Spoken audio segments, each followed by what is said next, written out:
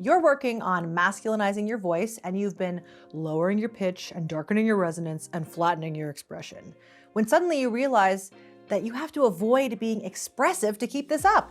I don't have room emotionally. But that doesn't feel right because you're not a robot. You have feelings. You get excited, you get sad, you tell stories with energy and expression. Cheer up, meatbag. You barely touched your amoeba. So now you're thinking, do I have to choose between sounding masculine and being myself? And the answer is... No! And today, I'm gonna show you exactly how to be expressive, animated, and emotionally free while still sounding masculine. Hi, I'm Renee, and I'm a gender-affirming voice teacher. And this is another episode of Voice Cues from trans folks like you.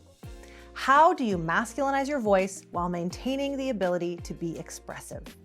Now, I'm not going to lie to you, this is another question that I have found tricky to navigate in the past. Because yes, there are vocal patterns, such as a more monotonous voice, that can get coded as masculine or feminine in some cultures. And yes, part of my job is helping people navigate those patterns to create a voice that feels right and keeps them safe. But I don't want to perpetuate the idea that masculinity means shutting down your emotions, or that men can't be expressive, or that sounding manly means being flat and boring. Yeah, basic.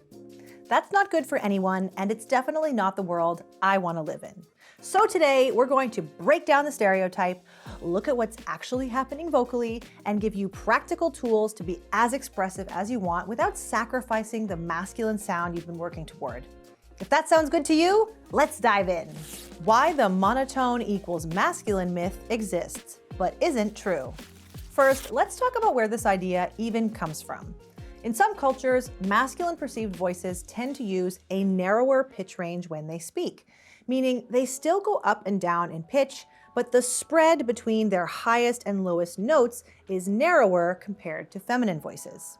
Also note that I said in some cultures. This difference is not biological. This range is called contour, the spread of pitches you use when you talk.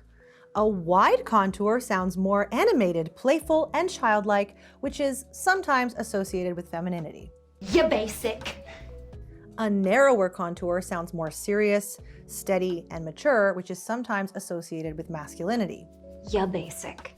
I personally think that these associations are actually reductive stereotypes that infantilize women and emotionally stunt men. Preach. Yeah, basic. First of all, there are plenty of women with serious, more monotonous voices. Go check out my video called Deep Feminine Voices 201, a guide for trans voice training, where we showed plenty of examples. Any ideas? I do have one idea. And secondly, men absolutely use pitch variation and wide contour and even high pitches to be expressive. T, roll the compilation. Welcome back to the wolf pack. And then he makes bird noises.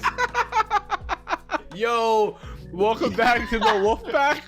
Bok, bok, bok. Almost. Oh, there we go. Oh, that's so cute. So today, we're going to be in the world of Moonwood Mill, which is the world that came with the Werewolves game pack. I've decided on building something a little bit more rundown. If you want to know where the 2025 New Year's Eve vibes are, they're at the Los Angeles Smoking Deaths billboard on Santa Monica. Shut up! What that's it? Why is that plug sticking out of the wall? I don't know. Nostalgia for product placement. Oh my gosh, I can't believe they put the Nestle candy bar in the new Ghostbusters. Huzzah! Oh, I get manicures, I'm clean. Gel polish? That's nail polish? Yeah. But it looks nice. No. Yeah! Yeah! Yeah! Dan, do you think we would have been friends as children? Yeah, man. For sure. Are you sure? Well, I mean, there's an 8-year age difference, so it probably would have been weird. Oh yeah, well if we were like closer, yeah. Is Tommy Tallarico a CIA experiment to see how far you can get in the liberal games industry by just making up? Is Tommy Tallarico just a shadow on the wall of a cave? I started making this video because I thought a sound effect was funny. So, okay, I actually did struggle a little bit to put together this compilation, even with T's help. So I can see why people are associating a lack of emotions with masculinity. But my point is that men can and do have emotions, and they can be and are expressive. Men contain multitudes. Multitudes. Separating pitch from resonance. Whenever a transmasc student approaches me saying they're having trouble maintaining their masculine voice while being expressive, the first thing I like to check is whether or not they're able to modify pitch and resonance independently. If they can't, then when they raise their pitch, they may also automatically brighten their resonance. The two things happen together almost like they're tied to each other. For example, "That's unbelievable. That's unbelievable," instead of "That's unbelievable," right? That's what reads as feminine, not the pitch change itself, but the fact that the resonance brightened along with it. Now, watch what happens when I keep my resonance big and dark and boomy, even when my pitch goes up. "That's unbelievable. That's unbelievable." Same amount of pitch movement, but a totally different vibe. Vibes. This is one of the main ways that you can be expressive and masculine at the same time. You're not going to eliminate pitch variation, you're just keeping that vocal tract large and open even when your pitch goes up. We'll keep it open, we'll keep it open. Sure. Let me show you another example. Here's excitement with pitch variation and bright resonance. "Oh my God, I can't believe you're here." And here's excitement with the same pitch pattern, but dark resonance. "Oh my God, I can't believe you're here." Do you hear it? The pitch is going up and down in both versions, and I tried hard to keep the pitch more or less the same, but one reads more masculine because the resonance stays dark and open and boomy throughout. If you're not sure if you're able to separate pitch and resonance, you're in luck. Check out last week's video entitled "Can't Tell Pitch from Resonance? Try this robot voice exercise." I've linked it below. You can do it, son! Emphasis tools for even more expression. Okay, so you've got pitch variation with dark resonance. That's your foundation. But what if you want to be even more expressive? I'm in a glass case of emotion! What if you want to add extra emphasis or intensity? That's where these emphasis tools come in. Emphasis refers to the stressed syllables in a word or phrase. In the example from before, "That's unbelievable," the emphasized or stressed syllable is leave. That's unbelievable. Now, I think some people think of emphasis in speech being stuck in the domain of pitch, like we can only emphasize using pitch. But if emphasizing with a raise in pitch is not meeting your voice goals, you can try. 1, try emphasizing your stressed syllable by adding a kick of volume. So listen to the difference. "That's unbelievable." So that was using pitch. But if I tried with volume, "That's unbelievable. That's unbelievable." Let me try doing it natural.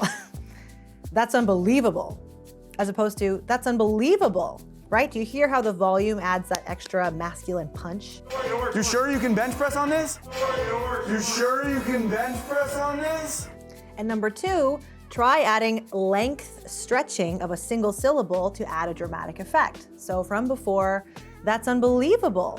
Now we're gonna hold that stressed syllable. "That's unbelievable.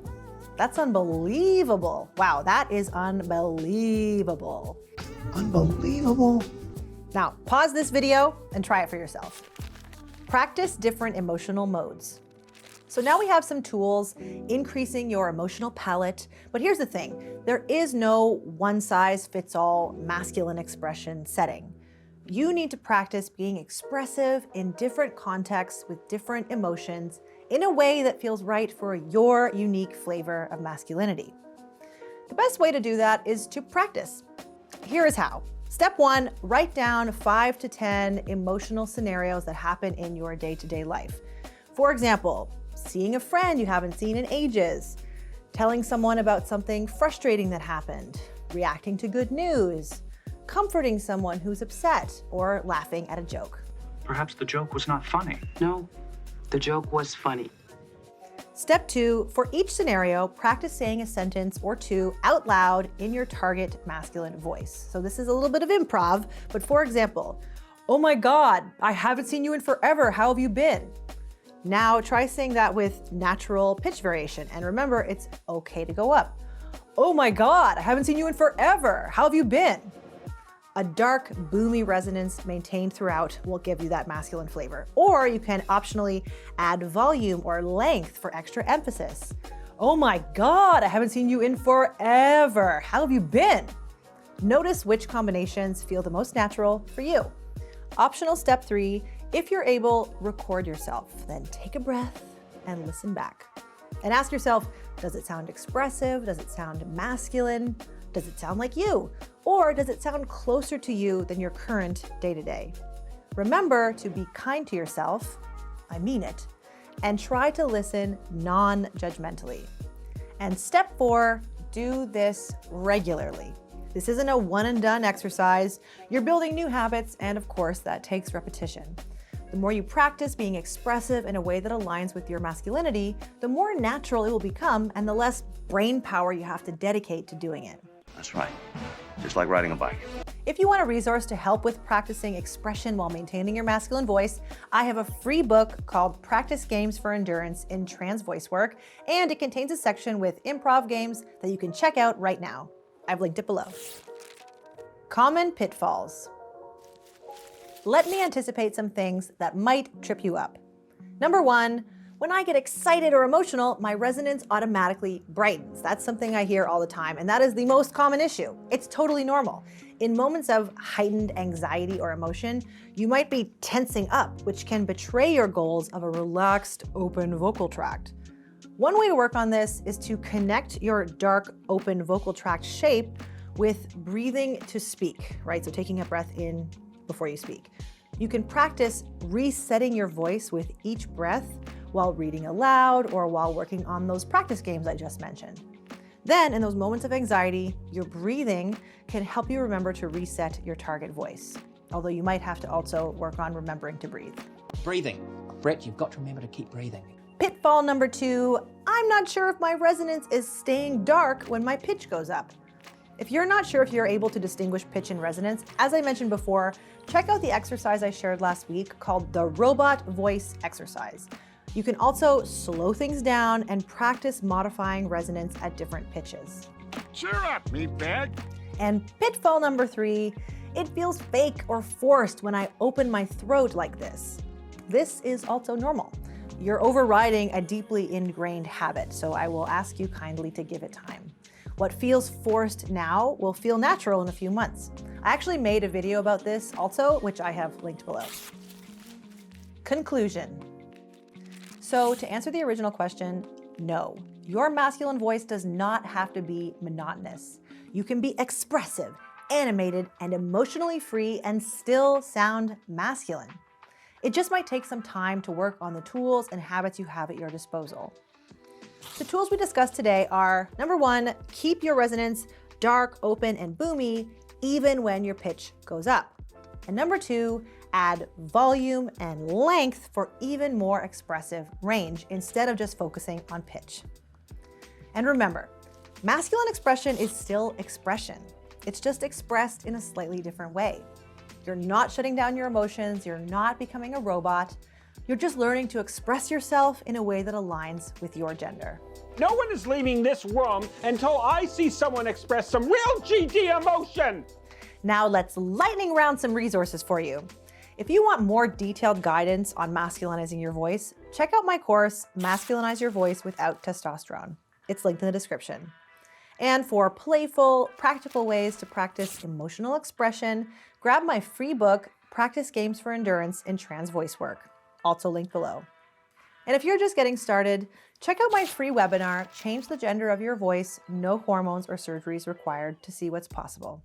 And if you made it this far, let me know in the comments, what's the first emotional mode you want to practice expressing in a masculine way? Excitement? Frustration? Tenderness? You got to try a little tenderness. When does this guy say the line? That's all for today. I've been Renee, and I hope this helps. Ka-chow. Ka-chow. Thank you, Lightning McQueen. It is an adorable part of you that you love cars. I'm really like one course of testosterone away from Lightning McQueen? my transition goals, Lightning McQueen.